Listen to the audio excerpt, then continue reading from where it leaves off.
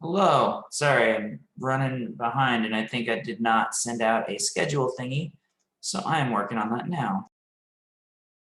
All good. I went back and found it in the old email and I was like, oh, I bet this is it. Scheduled Zoom. It's muted. Should be the same thing that I just sent out to everyone, so hopefully we'll get that here. I need to send it on Google as well. Cool. Okay, I already had the meeting. Go open this up.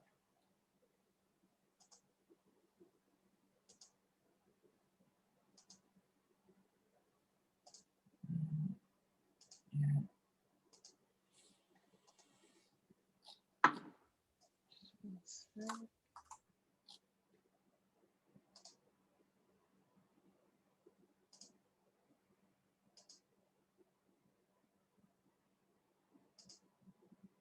Okay, I think I got that so that it is set for every upcoming meeting so that people will have it in future meetings, and hopefully everyone sees it now. But we'll give everyone a chance to get into the room.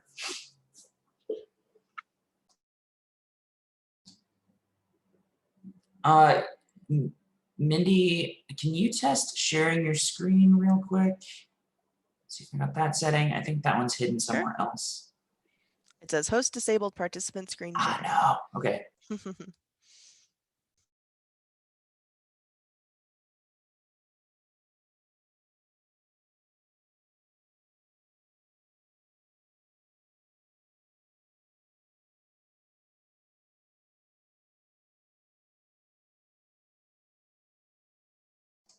I think that setting is one of the ones that hides in Zoom's, like you have to go to like their online settings as opposed to the ones you can do in the app. So I'll go figure that out and do that over there. Hi, Adam.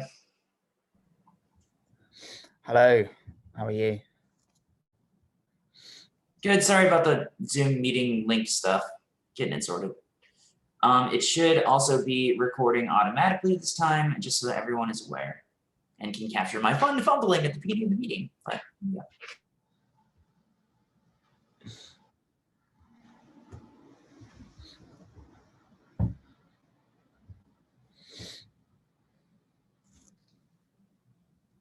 Hello there.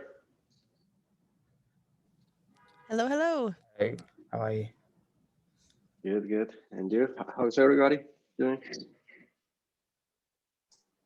Good. Once again, sorry about the delay on the meeting link, but I do think I got that into the recurring meeting so that it is now showing up for every other meeting in the future. So hopefully the link is just there and there won't be confusion. My apologies. Awesome. Thanks, Lyle. I'm doing pretty good. I feel like I haven't quite woken up yet. So we'll see how this goes. But for some reason or another, just been half asleep all morning long. Totally. It's very cloudy here. Dark in New York right now. Did you say it's dark in New York? Yeah, it's like cloudy, very cloudy, rainy, sleepy Sunday. I mean, in Colorado, it's nice and sunny. They have blue skies today, which is nice. But in Portland, I feel like that's like the norm for 9 months out of the year. So Yeah, I understand. That's what I liked about Portland. It reminded me of England when I visited, just grey and rainy, and it's great. I loved it. I definitely felt at home when I traveled to Scotland last year. Gosh, a year and a half ago, 2 years ago now. Might be closer to 2 years now. I feel like it's been 4 years actually. Yeah. Oh, fast. Time has flown since then. Yeah. I just moved out from Colorado a couple months ago, and Colorado is pretty, like, they love to brag about how they get the most days of sunshine per year of any of the other states, sort of a benefit of being higher up where the clouds don't go. And it is always funny. I always kind of like the cloudy, gloomy stuff, but you see people from Colorado coming out in the Pacific Northwest, and then they start to freak out after like 2 or 3 days of just like constant clouds, like, where's the sun? And they get really grumpy and cranky and stuff. I don't do that, but a lot of them do. And it's just always really funny to see happen.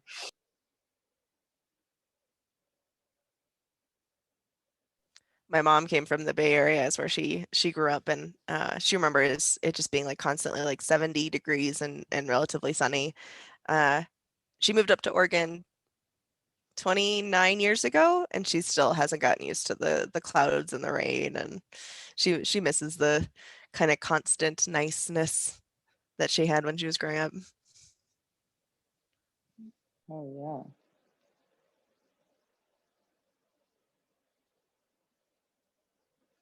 And here in Montreal is unusually sunny for this time of the year, because usually we have snow. Well, not snow, but at least, yeah, we have some ice still in the over there. So it's pretty weird, you know. But I love this, by the way. Yeah, I miss this weather, especially coming from Colombia, where in Colombia we don't have seasons. Well, we do have seasons, but it's only it rains, it doesn't rain, and it's sun. So that's like the only difference. But the temperature is always the same all year long. yeah. I wanted to move to Montreal, but the winters I hear. Well, it's hard to move there as an American citizen anyway. But I love the city. But wow, yeah, it gets so cold. I did not. I mean, I heard horror stories like, yeah, our roommates, we all just pile on top of each other in the middle with the blanket over us in the winter because we're suffering so bad. Yeah, I know, but you get used to. I can say that I was used to. Yeah. I don't know. Yeah, I still don't know how to convert to Fahrenheit, but maybe if you know Celsius, in Colombia it was 15, 20 Celsius. That's maybe like 70, 75, Mm-hmm. 70. And coming from there to come to Montreal and in winter, that is like 0 sometimes, not the usual, but Yeah, yeah. So cool. I get what you mean. Yeah. But yeah, the fall is beautiful. It's so beautiful there when it's 70 degrees, and yeah, it's the best city.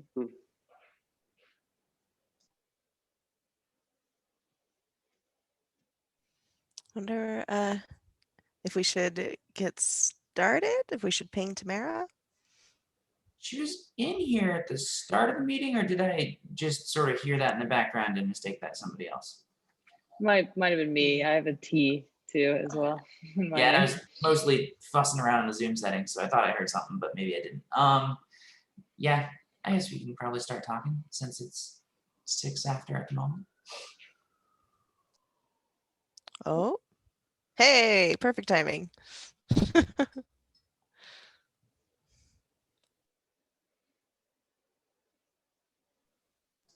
Great, wonderful.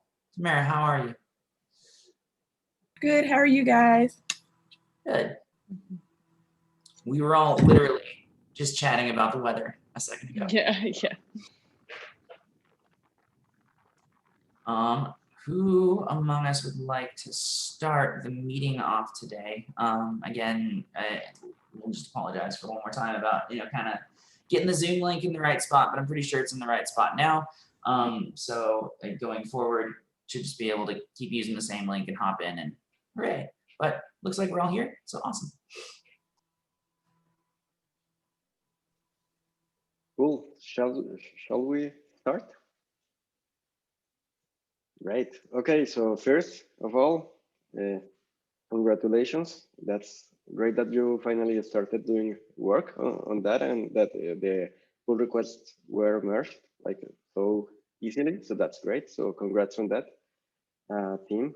I think that we are gonna start with the demos. This is like a new section that you will see here, and I think that maybe this is something that usually comes in the software development projects or cycles. This is part of the project, so we want to take this space for you to show what you have done in the last week, and like basically to show off the work that you did. So I would like first to suggest if any of you would like to go first to present what you have done, and who would like to try it out. If you have any questions before we start, of course, please don't hesitate. think my only question is, should we let one of you share the screen and then like look at the code and then we just kind of walk through it, or what's the best format for doing this? Yeah, great question. I would say that maybe because you work in pairs, one of you should share the screen if you feel comfortable with. And then you can like go over maybe the code or the I would say that the best way to start is going with the application running and showing what you did that is working. And maybe if you want to show something about the code that you felt excited about, so also try to do that. Okay, cool. How do you feel, Adam? Yeah, I mean, I don't mind. Very like whoever wants to go first. I'm happy not to. I don't mind. Yeah. Okay. Cool. I'm getting the app running right now. I've been doing also another course on the same server, so there we go. Now it's working. All right. Don't want you all to see all my tabs. No. Not yet. No. So, okay. I will share screen. Shall we do that? Okay. Yeah. So not a lot going on yet, obviously, with the style. But I think that one thing we were excited about, so our issue was being able to add the capability to switch between list view and to add an item view for the application. And so we did like just like a div with some text just to show, okay, hey, it's working. And the URL also matches the endpoint matches where it's supposed to go. So you see that, add item there, add an item up here. Yeah, Adam, do you have anything you want to say about it? I think we can all agree on this down here, how we got to this part. Yeah, so we've added those in, and the router all works. The one thing that that we did on the call the other day as well is we added the Firestore tab down there, which you can click on, which obviously links into what Vanessa and Tamara were doing. We kind of merged them into one, so that also, you know, you can switch between them, and it's even got the correct route and URL at the top there as well. So yeah, I mean, I guess that's kind of, you know, what Taryn and I did the other day. If I suppose that makes sense for Vanessa and Tamara to take over. Yeah. Well, yeah, it was cool. Also, I'll just say, like, seeing. Did you want to talk through your code at all?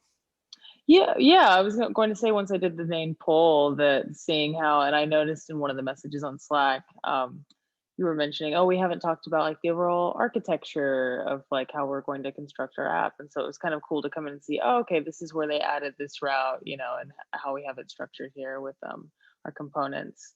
So we have our list component and which is linked to, let me see.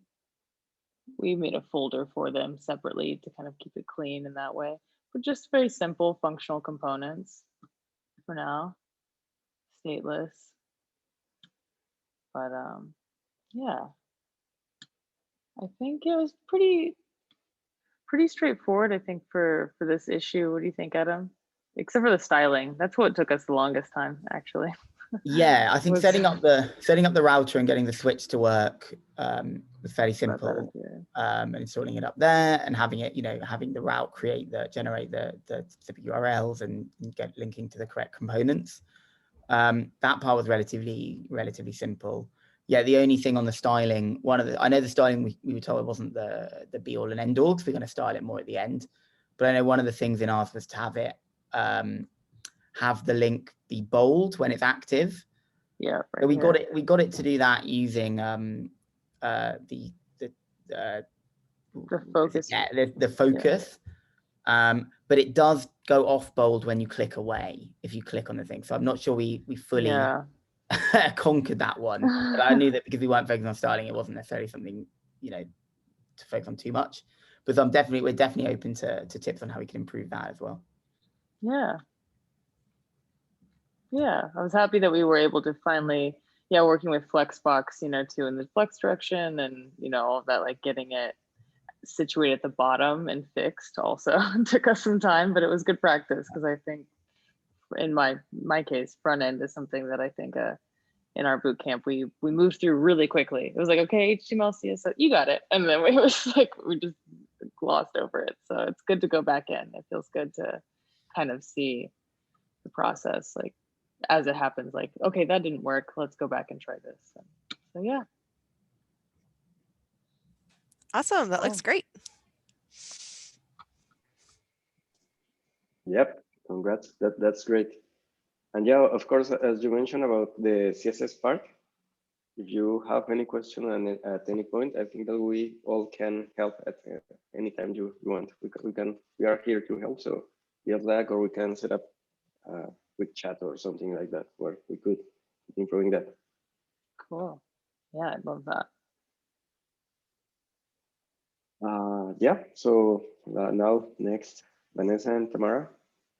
I wanted to say really quickly, one, I loved that Adam and Taryn, you all already started organizing your components and files. Like that was really nice to see, like, oh, okay. And I was also wondering about the CSS.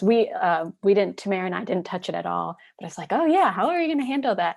And I wonder if maybe moving forward, because you have those nice files now, or directories in the components file, like we could have like separate CSS files like within there. I'm just fascinated too how people organize that, whether they have like one style sheet folder or they group it in those like component folders so it's easier to see. Like add item has a JS file, it also has a CSS file. It might be interesting to think further down too. I don't know if you all have used CSS libraries, you'd want to use that, or you'd want to use SCSS. Anyway. I was wondering that too. Yeah, like because as I've kind of been outside of TCL, I've also been like kind of brushing up on that, like as far as styling in React specifically, and like, oh yeah, we could do styled components. We could do just CSS. We could do, yeah, like a Tailwind, Sass, Bootstrap, you know. And so like maybe that would be a good thing for us to all do, like kind of discuss, like, yeah, just for code cleanliness and readability, because some like inline styling can get really messy depending on the scalability of the app and all these things. So yeah, it'd be cool to have like a little meeting just about style alone for sure. Yeah, I totally agree. There are so many different ways to do it. I love style components, for instance. I use those on one React project, and it was really good. I thought it was really fun to do and really simple because it's all there and work really well. But I also I do like having separate pages as well, so it's again quite clear where they're at. There's a million different ways. I'm very open. I'm happy to have a big discussion with on that.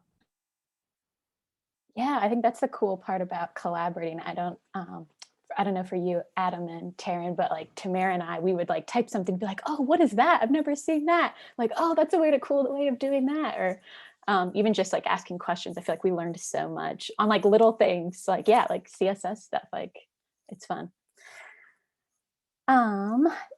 Tamara, I can share my screen, or if you want to share, either way. Yeah, definitely. I had a little session with Lyle and Adam, and we kind of shared my screen. And yeah, I would rather I'd rather pass on the sweat to you and the nerves. I will take that on this week. Okay. Oh, good. Okay. Let me share. Let's see.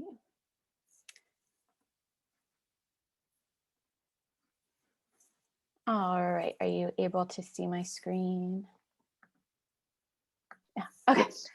Awesome. So yes, Tamara and I were working on basically really checking that the Firestore was configured correctly, because I don't know who our mentors, Collab Lab already set up a very nice Firebase like config file. So that was really nice.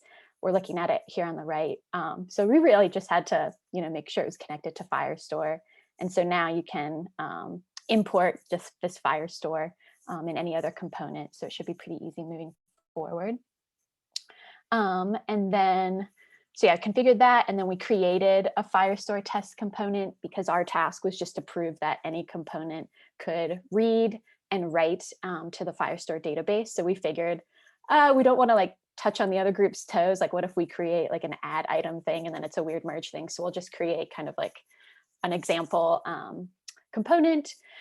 And so that's what you're seeing on the left here. You can add, so you can add Tamira's list, add a new list. And so you can write, and then you're reading. These are all the lists right now in our Firebase. Tell me if you can't see, can you see my Firestore now? Awesome. So now hopefully like we have this list collection, and now Tamira's list is in there. We kept it very basic. We just gave a name for a list. We did want to order them, have some fun, practice that. So we also have this created at field. And then for fun, we also, because this list was getting really long, we're like, oh, we should be able to delete some. Like that would be cool. So you can also delete, and then it should be, deleted in a Firestore as well. Tamir, did you want to talk maybe more about like these different components on this page? Sure. Let's see. I told Vanessa that I am working with a somewhat similar app. So within our issue, there were children components that needed to be created in order for the complete issue. Like she said, not stepping on toes, but just for the overall issue, it still needed to be children under the parent component. So we just added them all in here when normally you would separate them and then just import the different pieces to make it whole. So let's see. So the separate ones was definitely the individual item where you return what you type in or the user input, and then that connects to the shopping list in itself, and then the buttons that we added. So I definitely thought it was interesting to go in and to know like how to set up the forms in order for them to be like cohesive with each other from the console in Firestore versus, you know, your JS file. So it's so interesting to have like a name field and then the created at field, but and then making sure that we added the prevent default, so when we push the buttons it doesn't refresh. But yeah, I think that's all I had on the components. It was just interesting to create the functions and then have the return and then have them all connected, so it, you know, even the basic functions are working. A new thing for me was the React Firestore hooks. I had never used those before. And so Tamara was a boss, and like, I don't know if you've worked with them before, Tamara, but she just was like, oh, boom, here it is. Like, oh, that's cool. So let's see here. Yeah, in this shopping list control, which basically just has our list of all our lists down here. We're mapping over them, and then we have the form. Up here is where we first query, like looks like a normal Firestore query, right? We want to get the list, we're going to order them. And then this use collection data is the Firestore hook. And I guess someone asked in one of the main channels, like, do you use the hooks for mostly fetching data or actually reading, writing? And it seems like the consensus is just for fetching, because when I went down to try to delete an item, like I just had to use the normal like delete functionality that you would use for, or syntax for Firestore. Another thing I love that Tamara did, like she organized this really neatly line by line. And another thing, I think Tamara really likes async and await. And I had been doing a lot of promises like .then .catch. So it was really fun to like type out a Firebase query. Like I was comfortable with like, yeah, promises. And I was like, oh, like, let's keep it like uniform. Like, let's do, yeah, async await throughout. And I think that's, again, like what I really loved this week collaborating with Tamara is like, I think you learn something better when you're forced not to just stay in your comfort zone and like, oh yeah, I should be able to do it this way. Like Adam was saying, like there's so many ways to do CSS. There's so many ways to do everything in code. So I really was grateful for that this week. Yeah. Well, I definitely don't want to take the whole badge of honor because if you've adapted the ways you've been doing it to a new way in like 60 seconds, I wouldn't have been able to see something new and been like, oh, I know how to adapt to that. Let me just, you know, add to it. I wouldn't be able to contribute to such a new thing, especially in JavaScript. Oh my God. So yeah, that was just the tried and true way that I've been doing it because of React, and it goes hand in hand with async await when it's, you know, in real time. So, you know, I think that you've adapted like that. I wouldn't have been able to try it. So. Well, that reminds me, it was funny. We both mentioned like, oh yeah, I checked this other project. And I feel like maybe that's what junior developers do. It's like, I know I built this somewhere, something similar. Yes. Let me look at this. Like, oh, okay, I did this way. And you're looking at documentation. But yeah, it's just fun to compare stories and methodologies for how we do things. Okay, I can stop sharing unless you have questions.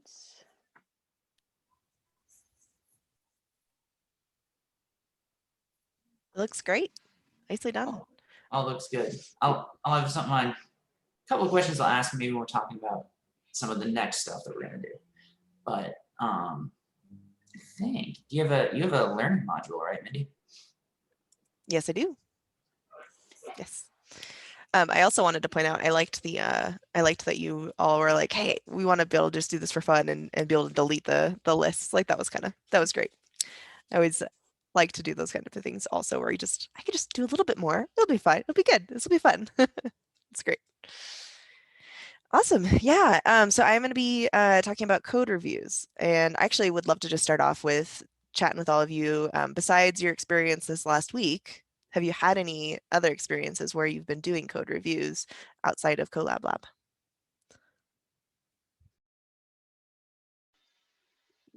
Sorry for the noise. We did those at Grace Hopper when we were building our capstone project. Yeah, we would have like a code review at the end of the week, and then kind of go through everything and check through our issues list and go through the I don't know the actual name for it. I call it the dashboard, like our project dashboard. You know, like where we are moving our tickets around and stuff. And we would kind of go through those and make sure that they'd all been moved over to like from their in progress to, you know, but then we would also, yeah, obviously go through every step of the code and test it. Nice. Yeah. Makes me think of maybe like a Kanban board or something like that. If I'm thinking of what your dashboard would look That's like. the word. Yeah, that's the word, I think. Yeah. Awesome. Anybody else have any experience with code reviews? I don't think so, based on what Taryn just said. I don't believe I've I don't believe I know really what that means exactly, and I don't think I've done it. But yeah, I think it's a fairly vague term. So I mean that's part of why today, like, you know, we're getting an opportunity to talk about it and kind of see what exactly it is. So hopefully that'll help clear some stuff up too. At my bootcamp Epicodus, we did code reviews in the sense of like, all right, you have a project due and I'm going to go over it. And if you have any missing requirements, I'm going to let you know. And occasionally like there was like, oh, here's a better way to do such and such, which I felt was like a helpful code review. But oftentimes it was just like, check the box. But I love this week, the like actual like comment. I have never used GitHub to like assign code reviewers. Like that was really cool. And like, there's like, you know, conversation commenting features that like we can utilize. So I'm excited to learn more about that. Awesome. Yeah, GitHub has some pretty cool features that you can use. And there's a couple more that I'm hoping that will be brand new to you and you'll be excited about that as well. Awesome. All right, so I'm gonna go ahead and share my screen and we'll start talking about it. Let's see here.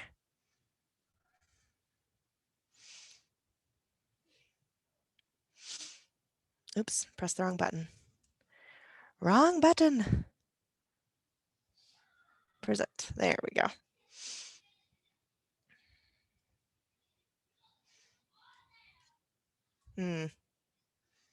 That's disconcerting. Is it still loading for all of you also? So I have a fun internet that sometimes doesn't work. So maybe we'll just do it this way. I have a feeling that's related anyhow. So, okay.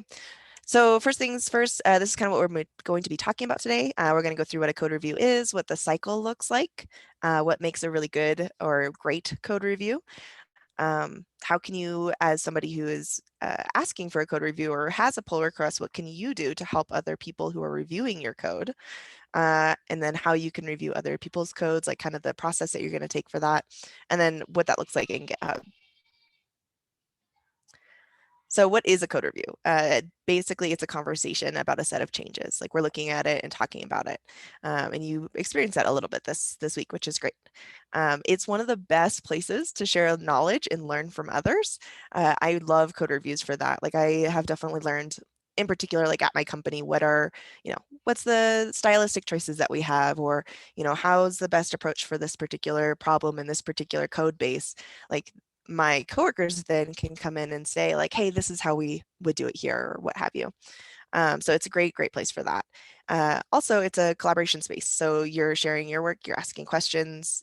It helps you improve as a developer, and it helps your team kind of decentralize knowledge. So it's not just siloed into individual people. It's more that knowledge sharing again.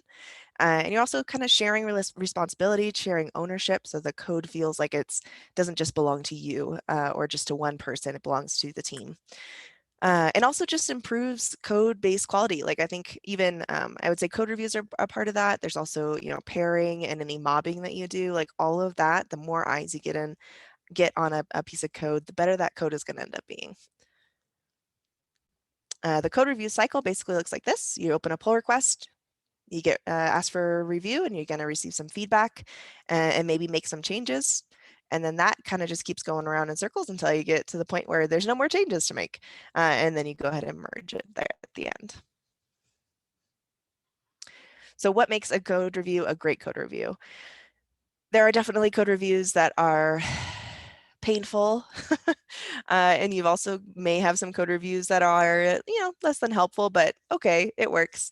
And then you'll have some code reviews that like, this is amazing. This is so helpful. And I really appreciate the conversation that happened. I learned a bunch of stuff. So what makes that happen? One thing to do is to not focus too much on stylistic changes because there's tools for that. There's prettier, there's ESLint, etc. So small things like a semicolon here or space there or whatever, like don't worry too much about that.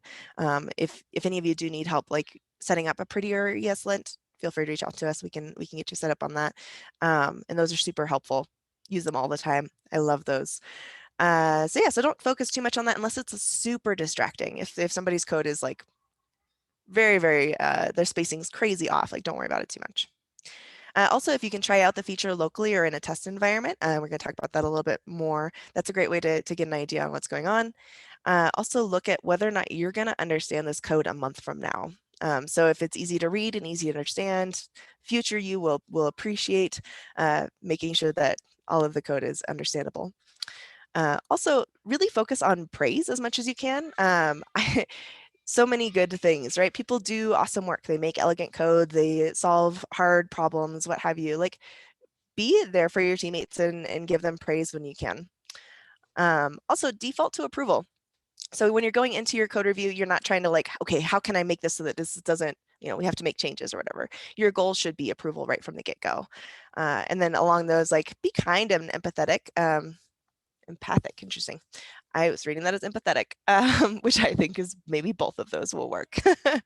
Anyway, but like just your teammates are going to, it goes along with that praise. And like, even if there's something that's not quite right, like you're wrong, you're doing this wrong, that's not going to be helpful, right? So try to ask questions like, what was it that you, like, why did you do it this way? Or, this is interesting. I wasn't expecting this, kind of approaching it from a different perspective than just, you're wrong, you're doing it wrong. Be as kind as you can with those folks because they've put a lot of work also into this particular PR and this code. And, personally, I always feel a little attached to the code I write. So it's nice when people are kind. Also, try to help others understand your changes.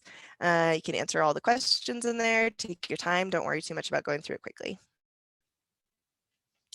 And yes, so running the code. If you have somebody's PR that you're looking at, go ahead and pull it down into your own environment and give it a try because you never know when you might find some edge case that they didn't see. You're going to run it a little bit differently. You're going to go through the steps a little bit differently. So feel free to pull it down and take a look around at it. See what happens, see if it works as you expect it to as well. And if you're not sure how to actually make the thing work, that's a great opportunity for sharing knowledge again. So. All right, and then one thing that I'd love to do is to make it so that other people can review my code easily and well. A couple of things that are part of that is making a meaningful PR description, which I think all of you did a great job of that this week, so well done. If you do have like more information about how to make something work, that's a great place for that as well. And we talked about this a little bit last week, actually, with writing meaningful commit messages. It's really useful if you are breaking up your work into those commits and like able to say, like, we did this particular thing in this commit. There is actually a way to review your PR by commits. And so that can, sorry, I just got distracted. So that can be super helpful. So definitely try to write meaningful commit messages when you can. And then I love to, once I've pulled the PR or put the PR up, look at what it was that I submitted and try to figure out, like, if I were reviewing this code, what would I do? What would I ask for? What were the like weird spots, maybe like where I wanted clarification on why did you do it this way? And you can actually write comments on your own code. So go in and say like, write a comment on inline for this particular section. I wasn't sure exactly how to do this, but this seemed to work. I don't know if anybody has any suggestions on how to make it better. Things like that. Like, feel free to comment on your own code and try to start that process a little even before somebody else jumps in on it. Or if you have something where it looks a little weird, but it was the way that it worked. Like, I tried a couple things and this worked, and this is why it's this way. It's a little bit different. Just make it that conversation starter. And you can also use screen capturing tools. So some people will use like these three here, but they'll use GIFs within their within their pull request, which is super helpful sometimes to see like what's actually happening in the code or what's actually happening in the site in your work. What does it look like? And that can be really helpful. So I'm going to stop here for just a second and see if there are questions about anything we've gone over so far.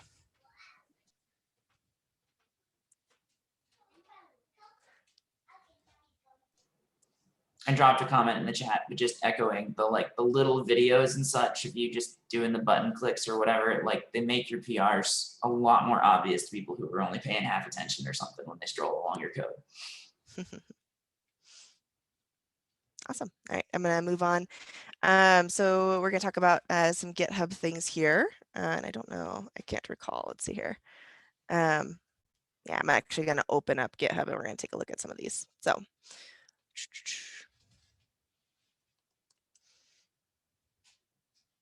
there are all sorts of tools in GitHub available.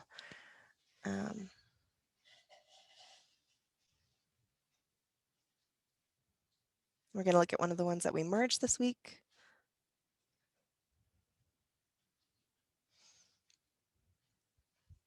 So usually what I do when I first open up a PR is I'm going to look through it. I'm going to read any sort of description that's there.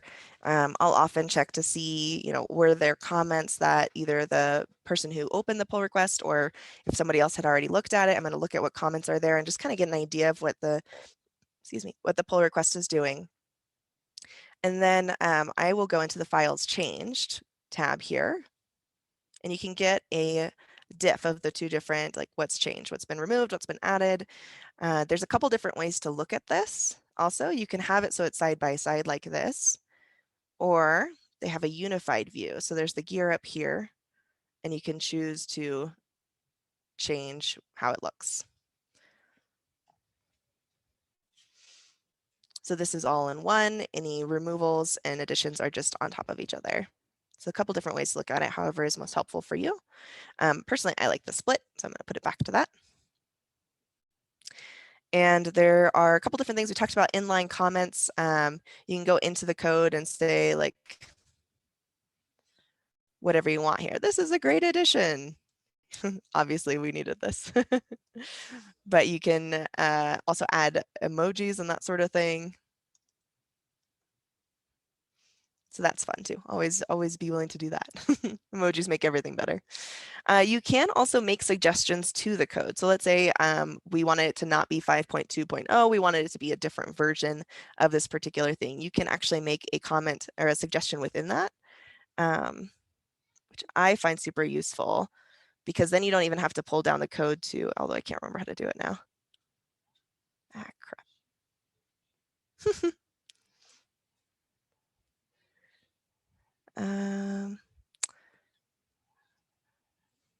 There's a thing that says make a suggestion. I always have a hard time finding it. I've had coworkers do it for me and it's been wonderful because you don't actually have to pull down the code to make the change. Does anybody remember offhand? I'm struggling with this right now. Yeah, I was trying to find it because it was different the last time that I used it. Yeah. Fancy GitHub things. You can, however, I've noticed after you add a comment, or if you're just looking at code, you can click on the single lines of code. GitHub will give you a full URL link to that either line of code or a comment that you can then copy paste and like drop in Slack and share. So if you want someone to address a very specific thing, that can be a very useful tool. So if you like add just a comment here, you should be able to navigate back to it. Yeah, that's true. You know, maybe it's because the pull request is already closed because. Oh, you are probably correct. That would make sense. Okay. Somewhere on this magical bar, there is a line that says add a suggestion. And I think what it will do is we'll pull up the code in a inline code thing like this. And so you could take whatever was there and make a suggestion, and it'll just allow them to go ahead and like say commit suggestion, all within GitHub Online, all within the UI there. And that's super helpful if it's just something small and you can make that suggestion. So you can, from here, you can add a single comment or you can start a full review process if you wanted to. I'm gonna go ahead and cancel this. Oh no, internet. Oof. There we go. Okay. So another thing that you can do here is you can actually also click on viewed. Like if you have gone through and you're like, got it, I don't really need to see this file anymore, you can click on viewed and it'll just remove that file from view. So you don't actually have to keep on looking at it. And you can focus in on what it is that you want to work on. Let's see here. Was there anything else specifically? You can comment on a specific whole section of code by clicking and dragging. And so you'll have a whole section here. That might have been about what I had to share. And then to review the changes, if you want to, you can approve or ask for suggestions. Again, I think because it's merged, it's not giving those options, but those are usually here. So Lyle and Juan, did you have any other tools that you use on GitHub often? No, well. Oh, I was just gonna say the copy a line of code directly and drop it into Slack thing, I actually do all the time. Because when I say like, hey, I want you to look at this thing specifically and then have someone go and figure out how to check it out and pull to it on their own, can take a minute and people won't do it. But if you just hand them a link, it's pretty easy to go. That's the only one I like to do. Something that I usually do, not different, and I think that you mentioned that already, is adding I don't know, images or GIFs or videos to the pull requests. That happened to me this week. So this is something that happened to me. I worked on a feature maybe 6 months ago. And then a coworker asked me about that feature. So, hey, do you remember this? And I was like, no, let me check. So I went to the pull request and I checked the video that I created for that. So I told him, hey, this is what it does. So this is the full flow. So this is how it works. So maybe you can check that in case you need something else. So it was because it was a question not only about the code, it was more about how the feature worked. So that was really helpful for me and for the other person. So I encourage you to really take a look into that. It's really powerful. Awesome. Any questions from the Collabbies?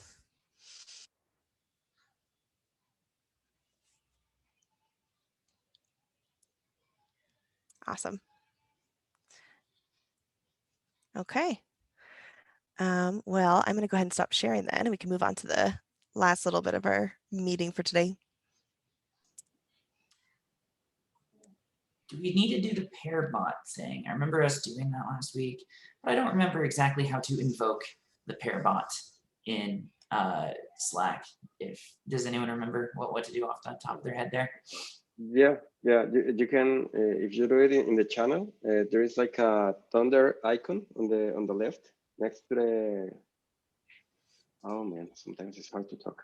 Where you write the message, so there is an icon with a thunder in there, and you should be able to open like applications, so you can create the pair using that bot. Or I can help you with that. It helps. Okay, cool. So why don't we try to get that going here? In the meantime, can we do that? I'm just worried we're at 15 minutes left, and I want to give us ample time to kind of discuss what's coming up. So let's do that, and then I will start talking about what we're gonna do. So let's look at share screen over here.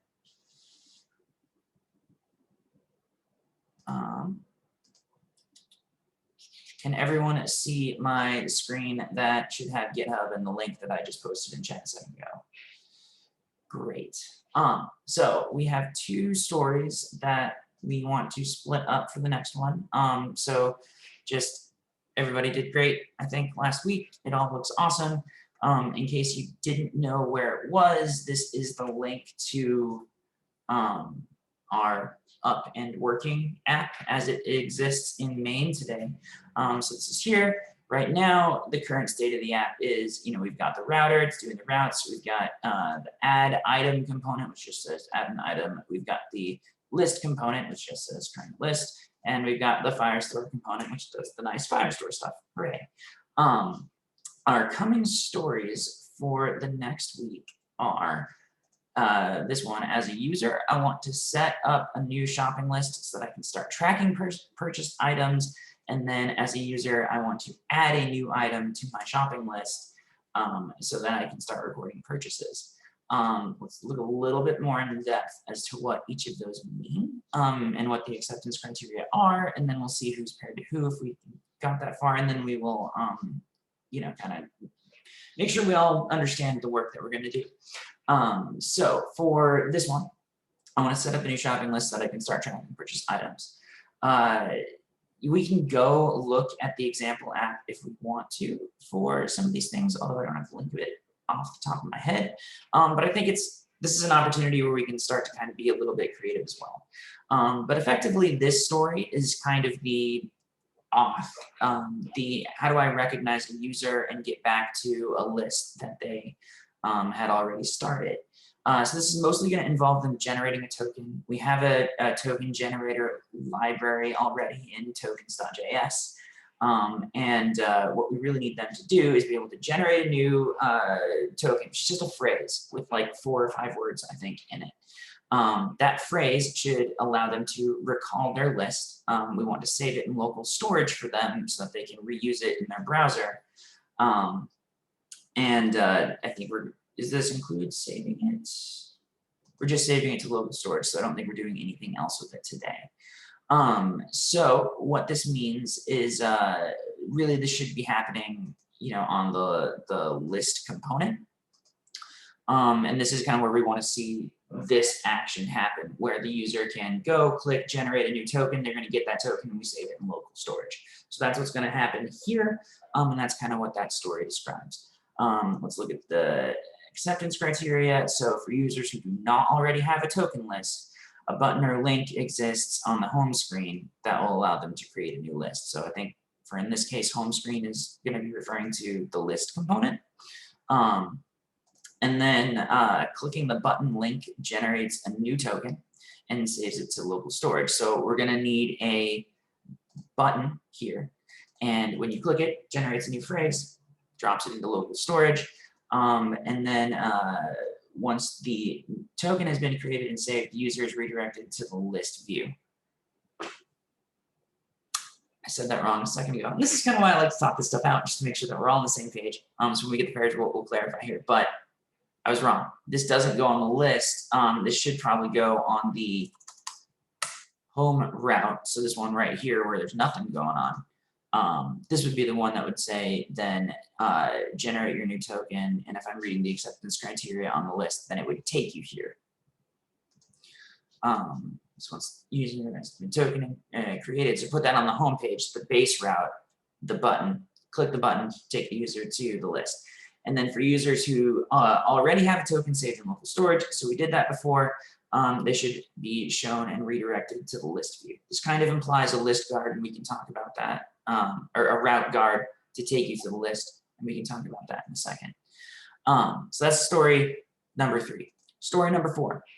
As a user, I want to add a new item to my shopping list so that I can start recording purchases. A shopping list item consists of the following data points: the name of the item, how soon are you likely to buy it again, and note that we have 3 categories under this selector, which is what it looks like in my mind, a little drop down.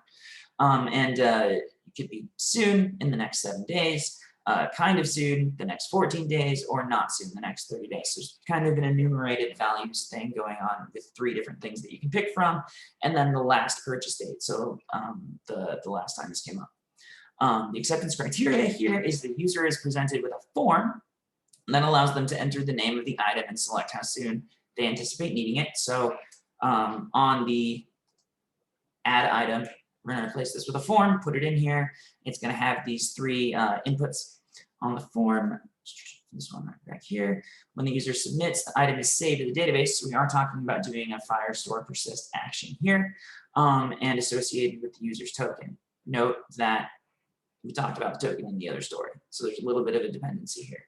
And then along with that, we're also going to save the thing that they selected. So the 7, 14, or 30, how soon are they going to buy it? The last purchase date we have for this item should be set to null initially. So this gives you the initial state of the form and the default value. And then item names should be displayed as a simple unordered list on the list view after they're created. So there's a couple of different things going on in here, and this one's now talking about the list view. There's a lot of actual kind of behavior in this story that we should account for. Okay, that was the basic overview of the issues coming up. Did we manage to do threads or pairs in the background, or is this something that we should do right now?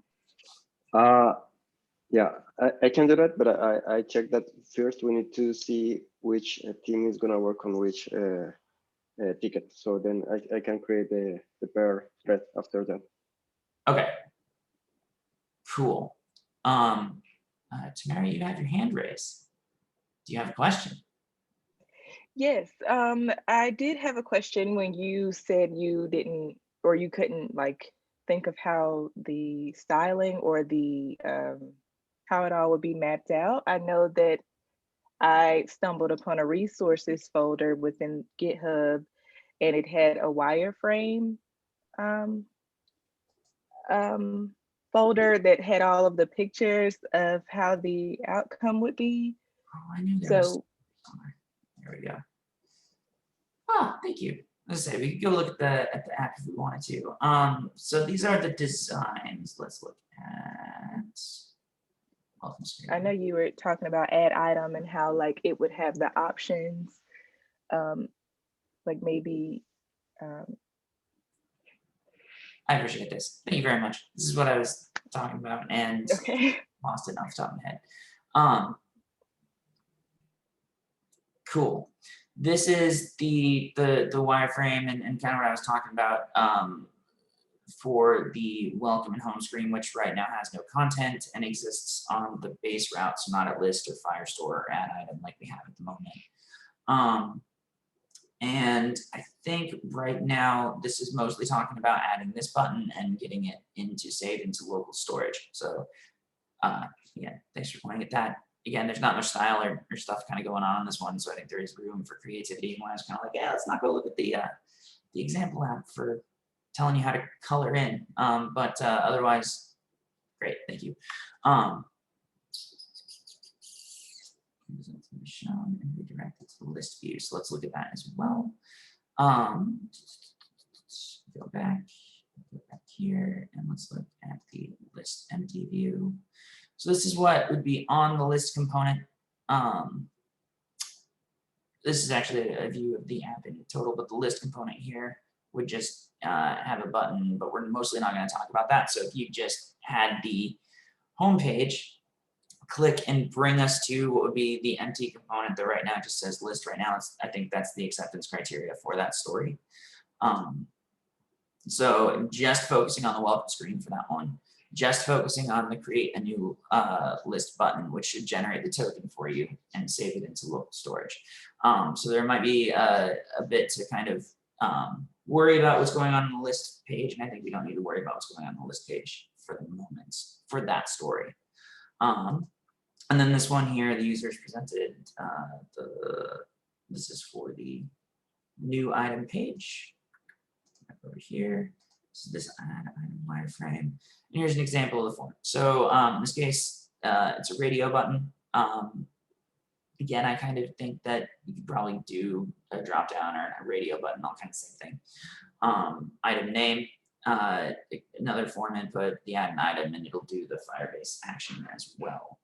My question is on this, we do have the last piece of acceptance criteria for this story is adding item names to the list view. So that could be one additional thing to worry about that extends the scope out of this story beyond that. This singular view would end up populating something like this. There's a lot more going on here, so I don't know if I want to necessarily say like that's as sticky as you could just have a simple list of text as part of the acceptance criteria for that other story. So I wouldn't dive too deep into the extra stuff that's going on. Okay, so thank you again for pointing out the wireframes. I was missing a spot. Let's address any other questions that we have about either or both of these stories. I do think it's a good idea to make sure that we're, as a team, on the same page as to what we're gonna do for both of these, so that whichever pair we end up in doing, we all kind of know what the other set is working on. So first, questions on this story. I want to set up a new shopping list so that I can start tracking purchased items. This is going to be mostly focused on the welcome page and then taking you to the list after you've set it up. Do we understand if you picked it up and for your pair, do you feel like you would be able to dive in here and know what's going on and make it happen? Do we know who the pairs are? Oh, we do know who the pairs are? Okay. No, do we is the question. I don't think we do that. Okay, so I think, well, the pairs I think are listed somewhere in our code, so that probably would be helpful for determining who's doing project what. brief. Oh, sorry. It's in the code. There is a markdown file called project brief, so you will find it there. In the source code, in the root folder. Yeah, there. Thank you. All right, cool. Taryn and Vanessa, and Tamara and Adam, we got you lined up to do this week's teams. Great. Okay, so first, I think we should assign who's doing what among these stories, or do we want to get all of the questions answered about kind of what the stories are before we do that? Let's make sure we understand the stories, and then I guess we can pick between them. So first, any questions about story number 3? Well, I know that generating a token for me would be like something completely new. So just letting you know, Adam. I will say that for that, if you look at, we do have already the token library here. So it's got a couple of methods for us ready to go. You do have a get token function that you can import and call. So a lot of the trickiness with generating the token is kind of already there. So it's mostly going to be pulling in and using this right here, which is in tokens in source lib. Back to the, oh, now my internet is freezing. Must be going around. All right, so that was here. Other questions about this one before we check the other one? I have a question just about sort of the back end in Firestore. If I'm understanding it right, it sounds like we're going to need a list collection, and at a bare minimum, we're going to want to store that token ID that we're generating. And then we're going to need a list item collection. And I'm guessing it also needs like a list ID or whatever, which is, I guess, that token along with its other fields that were outlined as a way of connecting. Is that enabling us to connect? Does that sound right? Yes. I might give a slight suggestion. And maybe the project's changed since I've been through it, but I'm not sure if it has changed this aspect of it or not. For simple purposes, you would just have one list. You don't need to have,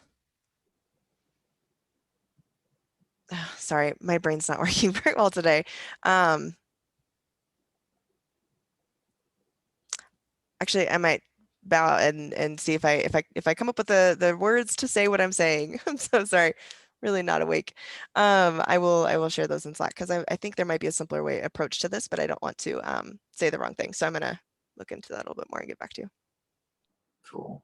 I think that you're right in general. I think you can kind of worry about it at the big picture a little bit, but for the most part, let's focus on what this one's talking about, which is we just need to click and generate a new token, and we need to save it to local storage. Once the token has been created and saved in local storage, the redirect is directed to the list view, and that's pretty much all that needs to happen. So we're not, for this story, for sure, we're not going to worry about saving the token to Firestore at all. We're just doing local storage for this one. And then on this one over here, is where it kind of mattered. So I guess that's what makes sense with what Mindy said, because you technically would just need to like search for all the items with that token ID, right? So like the list item itself would have like a token ID field, I guess. But unless we're like creating a bunch of later on like additional attributes to that individual list, like if we wanted data for that, then yeah, I guess, yeah, we would just need a list item. But, and I totally get for story 3, yeah, don't need to worry about Firestore. It's story 4. Okay. So I think that you're right in that I think we do probably need to worry about that list piece coming up, but we don't really need to worry about it right now. What we do kind of want is you need to know that you're going to have a token for the user. For now, you can probably make it up and just have it be a string and something that we're just going to save to the database. So all that you really need to do right now is just say fake token whatever, and then I'm going to save an item to the database, and that'll be associated with fake token string. We can tie those two things together in a minute. So good, you're thinking about it. For the story, you probably don't really need to. And then we're really just focusing on getting the items into the database and then listing them just as a plain piece of text to basically show that you added it more than anything else on the list component. So when I click over to here, anything that I added, I now have a form on this page that says, let me add buttons. And then as soon as I do that, I should see them over here populated out. Don't worry about what the other store is doing in this case, which will be adding user tokens and saving it in local storage and then redirecting them to the list view. If we all see the same list today, cool. Does that kind of help both deflect your question, but at the same time, kind of focus on what we're doing? Oh yeah, I have a habit probably of overcomplicating things. So keep it simple. It's good. All right, good. We are running low on time, so I think I don't think I properly dedicated question time for this one. So let's say, do we have any other questions as to what the add new item view is going to do? Now we just kind of touched on it, which is we're going to look at this form. We're going to add a form or something that looks similar to this form to the add item page, and it will save a list item to the database, and we should see at least its name kind of listed on the other one on the list page. questions? I Great, think everybody. questions come up as we're doing it, probably. For sure, Yeah. absolutely. You know, again, we want to make sure we cover it up front, but you're gonna run into stuff as you go. All right, back to the teams. This way. Down where we're at. So, Taryn and Vanessa, because you're in the week 1 slot and that has put you first. Do you have a thought on kind of which way you want to go story-wise? And Tamara and Adam, similarly, you know, immediately after, if they pick one, you know, do you want to argue for the other one? But I'll let's say Taryn or Vanessa, do you have any thoughts jumping out at you first? Well, I had a pretty tricky experience with local storage, building an actual like e-commerce app at Grace Hopper. So I personally would like another go at it with a slower deadline like this to get a better chance to understand why our code didn't work at that point. I don't know your thoughts, Vanessa. That sounds great to me. Okay. Any objections? That would mean that Tamara and Adam, you guys will be taking the add new item to the database and associating it with a token. That's fine with me. I don't feel super strong on tokens local storage either, so I'll look forward to the review next Sunday when you can. I'll make sure you explain it thoroughly. Okay. Same here. Fantastic. All right, so then same kind of deal as we did last week. Let's do the setup, the branches and pull requests and kind of do all that same pattern like we did. I think that for the most part we had some questions, kind of going through the week, but everything looked like it worked the way we wanted it to. So I don't think there was any big process blips. Anything else? Let's go back to our weekly checklist here. Next one, office hours are going to be 1 this week. Anything you want to say about that before we get going and kick off? Is he still on? I can stop sharing too here in a second. Yes, maybe not. Maybe I had to go. We are running a little late. I apologize. And then we are going to do Mindy having the code reviews for the pull requests after you do the peer code reviews on the pull requests. Okay. Questions about the plan and anything that we're going to do?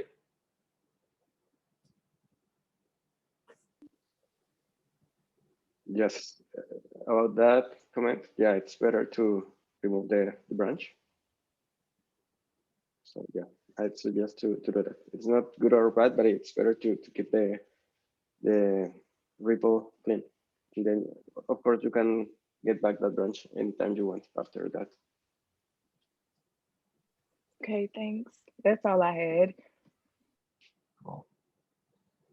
All right. I created the pairs in Slack just in case. Okay, cool. Great. Okay. Thank you, everybody. I'm going to go ahead and hit stop on the meeting and be active in Slack. We're all watching, paying attention. Stuff looks good so far. So let's see how week 2 goes. It should be fun. Thank you. Thank you very much. Thank you. Thanks, everyone. Bye. Bye.